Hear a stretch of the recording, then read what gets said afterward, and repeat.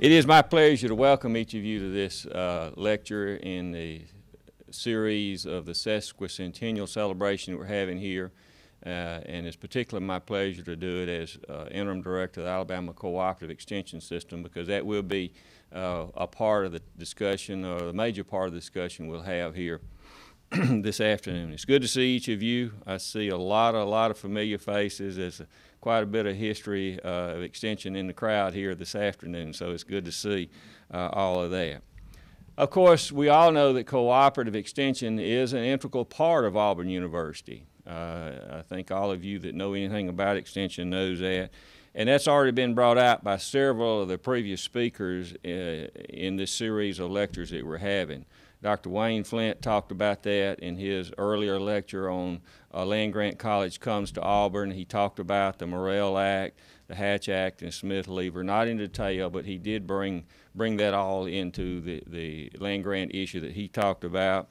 Many of you were in the audience about 4 or 5 weeks ago, I think, when Richard True and Chet Stevens were here at the same site for a little bit different, but they had a book review and a book reading and a book signing talking about the history of the catfish industry in Alabama and how not only research and teaching but cooperative extension was a part of that.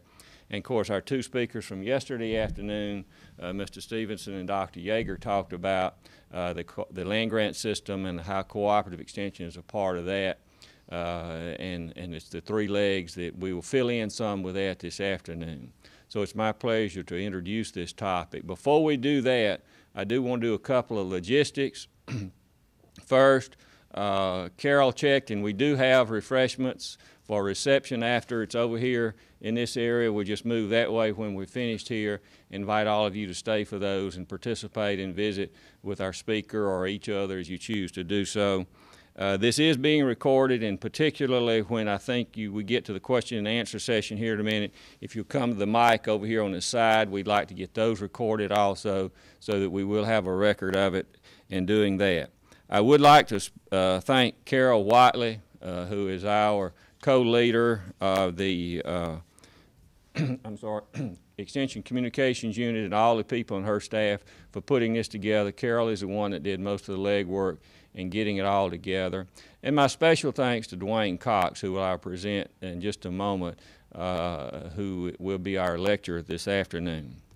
And his title of the lecture is Cooperative Extension, the Farm Bureau, and Luther N. Duncan, 1914 to 1947.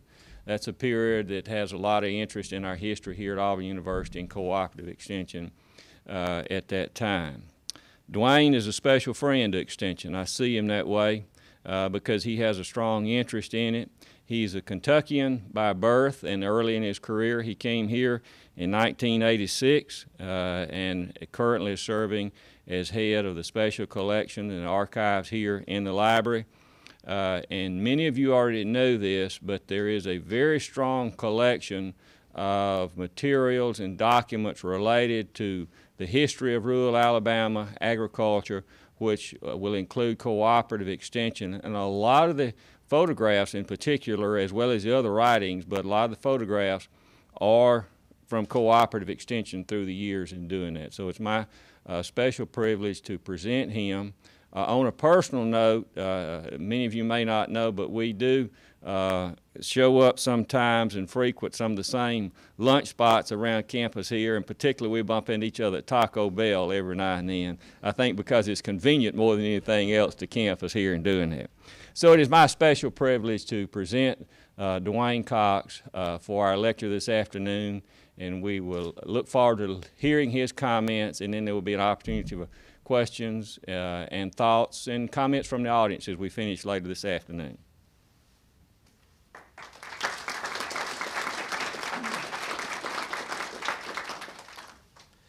Thanks, Gaines.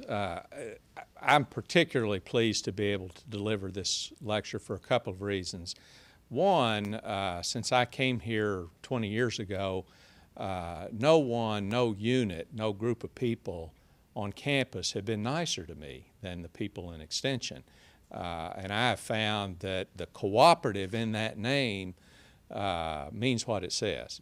So that's one reason. The other, another Gaines alluded to, that we have a large collection of material on agriculture and rural life here in the library, and part of the base of that are institutional records of agriculture and the experiment station and extension here at Auburn. So this is a special topic for me. In 1914, the Smith-Lever Act created what became today's Cooperative Extension System. In Alabama and other states, a corps of county farm and home demonstration agents began to carry information regarding scientific agriculture, sound business practices, and home management from the land-grant universities to the nation's rural families. In Alabama and other states, Cooperative Extension forged a strong alliance with the Farm Bureau Federation as a vehicle for cooperative purchasing and marketing. Luther N. Duncan, Alabama's first full-time extension director, provided strong leadership in these areas. Eventually, he became president of the Alabama Polytechnic Institute. From its beginning, Cooperative Extension operated within a bureaucracy designed to coordinate federal, state, and local activities. The state director administered the system from headquarters at the Alabama Polytechnic Institute in Auburn. He directed a state staff that included various specialists, as well as district managers who supervised farm and home demonstration agents on the county level. During the days of legal segregation, Alabama and other southern states employed an official with the title State Leader for Negroes, who reported to the state director, supervised a smaller state staff, and directed African American farm and home demonstration agents on the county level.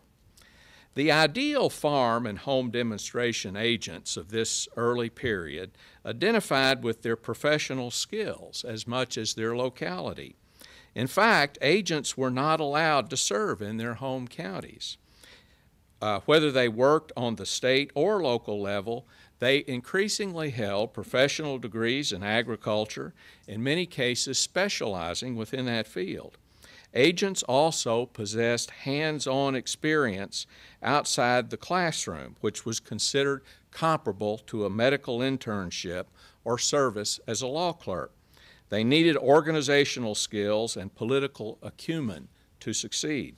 County extension agents and extension specialists took pride in the application of academic knowledge to everyday affairs. County agents sought to establish a corps of demonstrators whose work would illustrate the effectiveness of scientific agriculture, modern business practices, and efficient home management. One county agent claimed that successful demonstrators enhanced the prestige of farming as, quote, an honorable occupation that required brains as well as brawn. The ideal demonstration farmer worked with industrial-like efficiency, as much attuned to the time clock as to the changing seasons. Agents promoted the image of demonstration farmers as modern businessmen who were as intelligent and sophisticated as their urban counterparts. Home and farm agents built upon a tradition of efforts to organize rural families for cooperative action. They sponsored clubs for men, women, and children in order to stimulate interest in agriculture and home management, lessen the sense of rural isolation, and encourage cooperative action. They divided their counties into several communities with a volunteer leader in each. Through these leaders, agents sought to reach other farm families under their jurisdiction. Agents urged ministers, probate judges, and county school superintendents to promote rural organizations. Their annual reports boasted of the number of miles traveled, the number of meetings held, and the number of letters written in support of organizational and educational activities. Tuskegee Institute provided headquarters for the segregated African American branch of Cooperative Extension. Booker T. Washington, principal of Tuskegee, promoted extension until his death in 1915. One of Washington's students, Thomas M. Campbell, followed him as a leader in African American extension work in Alabama and the South. In 1916, Campbell became state leader for Negroes. In 1919, he became a USDA field agent, reporting directly to Washington, but with his office based in Tuskegee. The county farm and home demonstration agents who worked under Campbell received a significantly smaller share of Smith-Lever funds than did their white counterparts. In 1916, full-time African-American farm agents worked only in the 6 counties with the largest number of resident black farm operators. In 1921, Alabama had 54 white county farm agents and 21 black. African American agents worked exclusively with black farmers and farm families. Extension officials urged white agents to devote, quote, a reasonable share of their time to the other race. Consequently, they either reported some contact or explained why none existed. Those who reported no contact either cited the presence of a black agent in the county or a lack of African American farmers under their jurisdiction. And of course, there are many counties where the black population is relatively small in Alabama. Thomas M. Campbell confirmed that some white agents worked with blacks, but complained that others lacked the time and still others lacked the inclination. He also believed that, quote, Negroes should teach Negroes whenever conditions permitted. Both black and white farm agents sought out demonstration farmers they considered likely to succeed and scorned those of a less enterprising nature.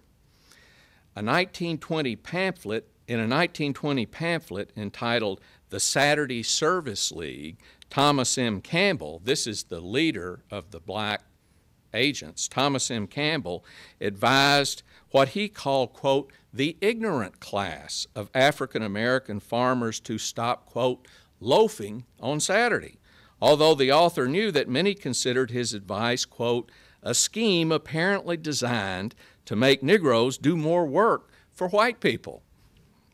White agents duplicated this harsh rhetoric when describing tenants of either race, who they characterized as shiftless, unintelligent, and improvident. In 1918, the white agent in Geneva County reported that black landowners, this is a significant statement, let me read this slowly.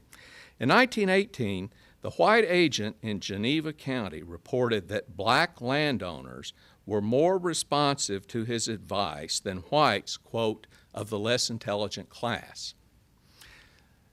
This less intelligent and tenant seems to be used interchangeably. I can't say that for sure, but it seems to be used interchangeably. Tenants, of course, comprised a large portion of Alabama farm operators during this period. In 1920, 45% of white farm operators fell into this category, as did 82% of all black farm operators. In absolute numbers, black and white tenants were roughly equivalent. That's probably not the common assumption, but in absolute numbers, they were roughly equivalent. The 1920 census found 77,000 black tenants and 70,000 white tenants. Between 1910 and 1920, the rate of black tenancy declined by 16%, largely due to the migration of African Americans out of the rural South. Farm agents shied away from work with tenants, but they also viewed large landowners as a source of entrenched opposition to extension activities. During the first decade of cooperative extension, county agents advocated a form of corner grocery capitalism. This philosophy represented a departure from the one-crop, market-driven agriculture common in many parts of rural Alabama, but was grounded in the notion of a self-sufficient class of yeoman farmers. The ideal farm family owned its own land, produced its own food, sold diversified cash products, studied new farming methods, kept its home in good repair, and avoided debt. In 1916, the this is another interesting point. In 1916, the African-American agent in Bullock County described progress as a debt-free community of freeholders who produced their own food and held cotton off the market until the price rose to an acceptable level. Farm agents and the groups they organized achieved some success during this early period, but satisfaction was not universal. Some complained of a failure to establish county organizations that reached every farm family. Other complaints included a one-crop mentality, the hostility of local officials, entrenched economic opposition to cooperative marketing, and funding inequities between the black and white branches of Extension. Finally, the employment of demonstration techniques had not improved the credit ratings of capital-strapped farmers to the degree that some had predicted. In 1915, the Cleburne County agent complained that the, quote, cold-blooded bankers in his vicinity showed no favors to farmers of any sort. From passage of the Smith-Lever Act through World War I, cooperative extension also suffered from the lack of a full-time director. During these years, every annual Smith-Lever inspection report for Alabama cited this problem. Once a year, I'm not sure they do this, gang, still, an official would come from Washington and inspect, and that at that time was called the Smith-Lever Inspection Report. In 1920, however, API appointed 4-H Club veteran Luther Duncan as full-time extension director. Duncan immediately began a campaign to improve cooperative purchasing and marketing activities, long considered the pathway to economic success for family farmers. That's what the whole agricultural rebellion of the late 19th century had been about, cooperative purchasing and marketing. Duncan found the necessary vehicle in the newly established American Farm Bureau Federation, which would have branches at the state and county levels. On January 31st, 1921, Cooperative Extension hosted the organizational meeting of the Alabama Farm Bureau on the API campus. Duncan wrote in his annual report that the extension system and the Farm Bureau would enjoy a close working relationship, an understatement. County farm and home demonstration agents would guide in organizing and implementing the Farm Bureau program. In counties across the state, the Farm Bureau at this time, organizations change over time. The Farm Bureau at this time really was a cooperative purchasing and marketing organization. That's not what it is now. I mean, it's a big part of it is that it's an insurance company, but it has evolved over time, and that's what it was in the early days. In counties across the state, extension agents called organizational meetings and took applications for Farm Bureau membership. This was a controversial point about whether or not extension agents could collect Farm Bureau dues and actively recruit members for their county Farm Bureau. Confidence ran high that the new organization would provide an effective marketing mechanism. Early in 1921, the extension system published a circular entitled The County Farm Bureau, which instructed agents on the recruitment of Farm Bureau members and the collection of their dues. Mary Harper, home demonstration agent in Cullman County, quote, went forth with the zeal of a convert to establish a county Farm Bureau, which she considered, quote, a new system of buying and selling cooperatively and a blow against, quote, local financial czars. Of course, the local merchants were not happy about cooperative purchasing and marketing. It threatened their monopoly. The alliance between Cooperative Extension and the Farm Bureau also antagonized an older and more militant organization, the Farmers Union, which created a cotton marketing cooperative to rival the one planned by Duncan and the Farm Bureau. For his part, Duncan pledged to support whichever cooperative demonstrated the greater chance of success. But a survey conducted by his county farm agents found more grassroots backing for the Farm Bureau. The Extension Director subsequently reported that the Farm Bureau was, quote, the only farmers' organization of importance in Alabama, which he had probably believed all along. Advocates of the Farmers Union claimed that their organization was run by, quote, actual farmers and not extension bureaucrats.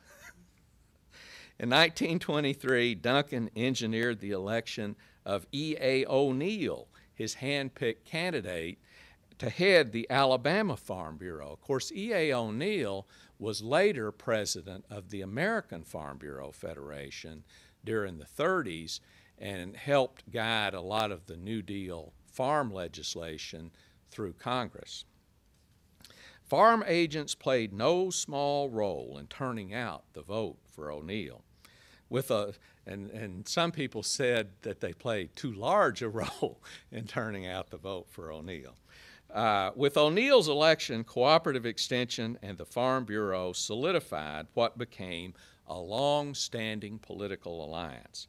Critics of Duncan and ONeill, quote, charged that the two wanted to, quote, pop the whip over the legislature. Well, who doesn't? Duncan subsequently demonstrated his ability to do just that.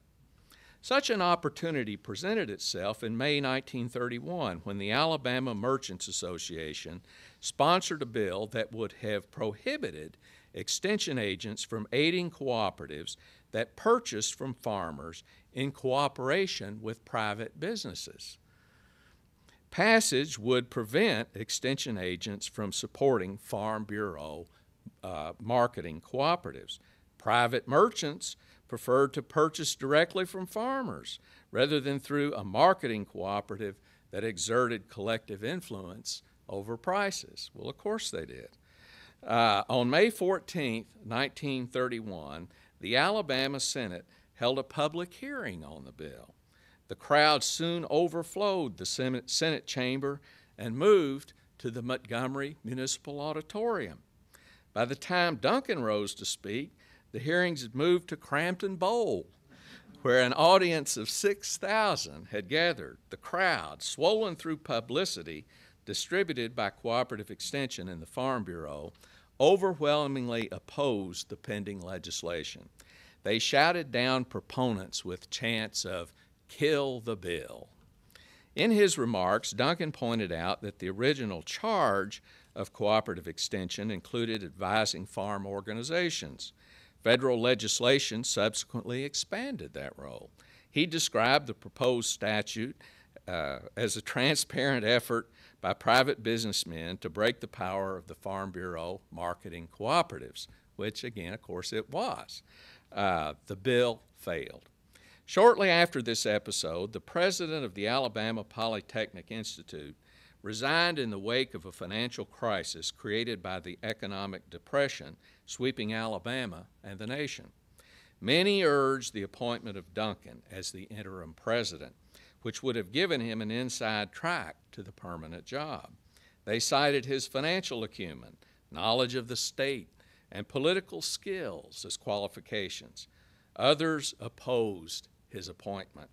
The Birmingham News called Duncan, quote, a master of political trickery without a peer in Alabama. A strong statement. In August 1932, the board deadlocked in an effort to name an interim president. Duncan was the leading candidate, but Victor Hansen of the Birmingham News led the opposition to him. Consequently, the board appointed a three-man executive committee, which included Duncan, to run the school on a temporary basis. Duncan dominated the committee. In 1935, the board named him president of the Alabama Polytechnic Institute.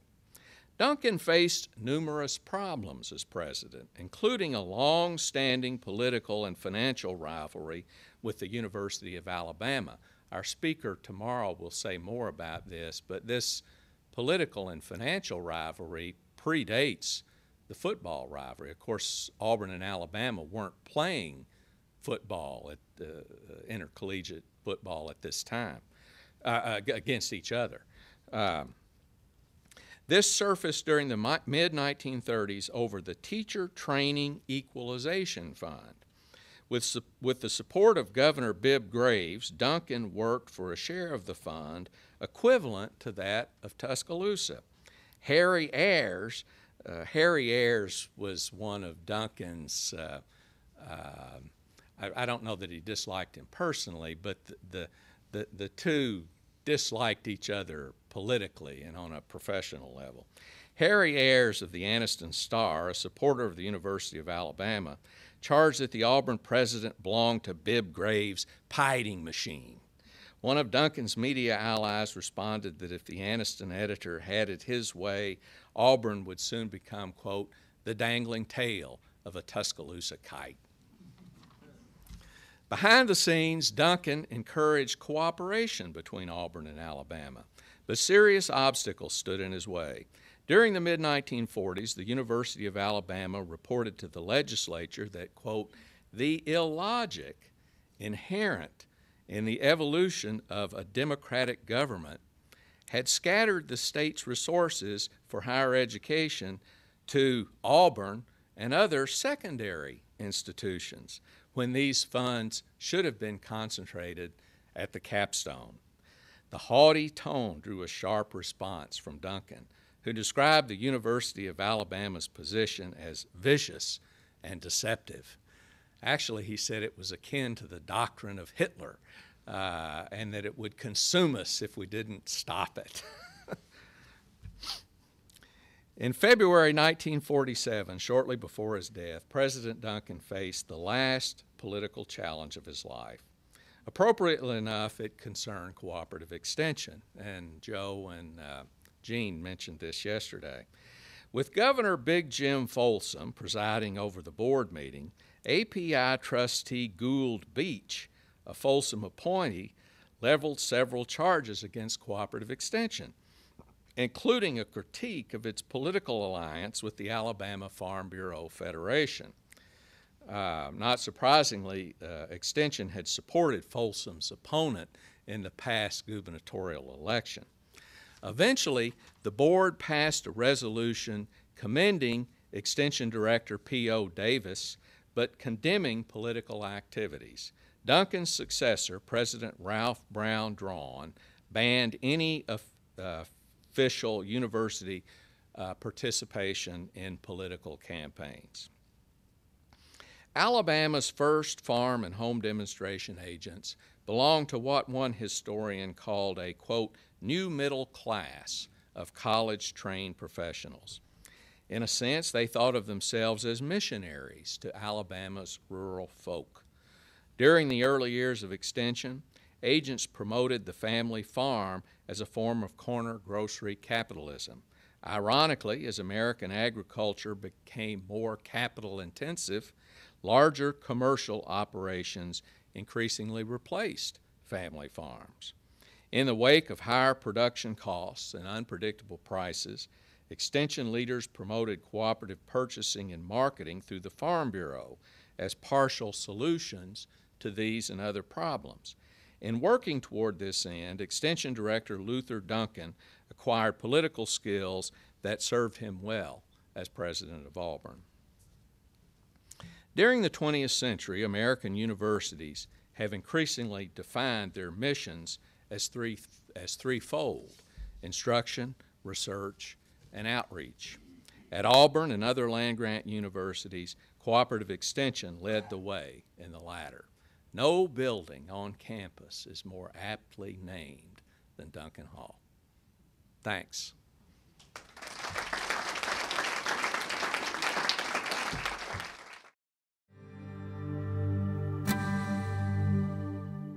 He just didn't like Luther Duncan. So it was just a Yeah. personal. Yeah. vendetta Well, I or don't know that it was personal. Victor Hanson wanted, he didn't want an insider selected as president. He thought, and he thought Duncan was overly political. And Duncan probably did cross the line on occasion politically.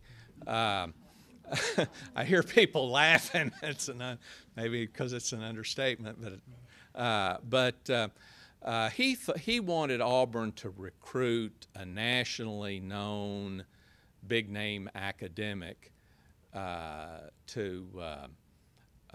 serve as president. The problem was that the previous president had been a nationally known, big-name academic, and he had just been overwhelmed by the tidal wave of the Depression.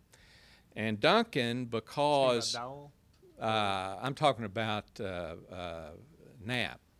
Knapp. Dowell was in there for about 10 years before Knapp. Yeah. But Knapp was here briefly, and Dowell was an Alabama guy, but Knapp was not an Alabama guy.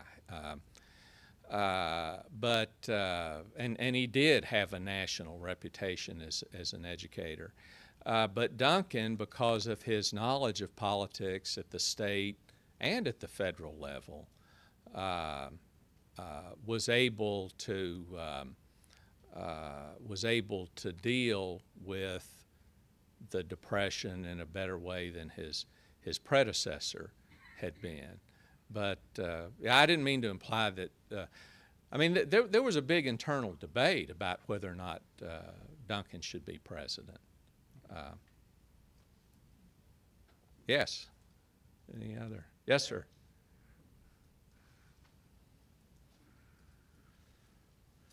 James, this may be more toward you, but I'm just curious, why is it called the Cooperative Extension Service? That was the title that was used in the Smith-Lever Act of 1914, and it's really Oh yeah, thank you, Carol. That was the title that was used in the Smith-Lever Act, and the cooperative side had to do with the state, federal, and local relationship. The USDA, which continues today to be a major player, less so now than they were early on, but it had its roots in USDA, and then the state through the legislature appropriation to Auburn University, and then the county governments providing input through financial support and facilities to work in and that sort of thing. That's the initial derivation of that word cooperative in it. Other comments, thoughts? I'll get up, walk all the way around. I know that Dr. Duncan was from Northwest Alabama, which is my native part of the state, and that's always been considered a very maverick part of the state politically. Got two questions. First of all, how do you think his upbringing molded his political views vis-a-vis agriculture? And secondly, as I recall, and I may be wrong about this, but P.O. Davis was more, whereas Duncan was closer to the Bibb Graves wing of the Democratic Party, P.O. Davis, if I'm not mistaken, was more closely associated with the conservative Dixon wing. Does that reflect the evolution in agriculture that occurred over the course of Duncan's directorship and presidency? Well, the first part of your question, I can't say much about Duncan's upbringing. Maybe Ann could. He was associated with the Bibb Graves wing of the Democrat Party, and he was very eager to capitalize on the New Deal programs in aid to agriculture. P.O. Davis, I don't know so much about, but P.O. Davis, of course, worked with Extension before he became director, and what little I know about him, I think of him as a political realist, and I think that at the time of the New Deal, he probably was on board with trying to take advantage of what was available from the federal government, but by the time he became director, you know, the Depression was over, World War, well, it was a different political climate. by the time, well, actually, I think he did become director during when Duncan left left that job. But with the Folsom thing, that was 10 or 15 years later, and just a different political climate. That's what. But I don't know that that's the best I can do on that question. Was that Ann? What about? Can you add anything? Yeah. Raise your hand. Everybody knows Ann probably, but she's Dr. Duncan's granddaughter, Ann Pearson. Other questions? Dwayne, you of course alluded to the building that Dr. Duncan, his namesake, and it's a stately edifice. Tell us a little bit about the history of the building. I know there were grand plans to make it even bigger than it was, and just tell us what you know about the building. I think it was finished in 27. Which is not a lot, other than it was originally called Extension Hall, if I'm not mistaken, and we have several photographs of the dedication of that building, or at least what I've always assumed to be the dedication of the building, and it's out on the front steps of what's now called Duncan Hall, and then Director Duncan is there. The president of the university at that time would have either been Sprite Dowell or Knapp. Was there. E.A. ONeill, the head of the Alabama Farm Bureau Federation, was there, and the governor, I think. And that's really about all I know about that building. Other questions? Who were Smith and Lieber? They were the co-sponsors of the bill. I mean, what was their? They just had any specific interest in what extension was supposed to be about? Did somebody just get them to sign the name to something? Well, no, they were interested in what the Smith-Lever Act was. We've all studied the Progressive era in American history, and the Smith-Lever Act was very much part of that era of progressive legislation, pure food and drugs, regulation of abusive trusts, and then this effort to take the academic knowledge from the land-grant universities and carry it to the nation's farm families. And there was very much a sense of mission in that. And the progressives, if you study the progressive era, were very much do-gooders. They thought that they could make the world better, if not perfect it. And the Smith-Lever Act was part of that progressive tradition. Yes. Well, Dwayne, let me just say, Smith was Hope Smith. Yeah. Right, from Georgia. Yeah. Very much a Georgia power. Right. I think ran out after, but he was more of a progressive. The Democratic Party was, of course, very conservative. I think Lieber was a representative from the Carolinas, North Carolina, South Carolina. They've been doing some home demonstration stuff in the Carolinas, and people caught on to it and said, this is a good thing, we need to spread this around. Extension, by the way, existed prior to the Smith-Lever Act, the concept of agricultural extension. In fact, there's been a whole book written about it by Roy Scott about agricultural extension prior to the Smith-Lever Act. And what the Smith-Lever Act did was to channel this federal money through the land-grant universities, and by doing so changed the nature of extension.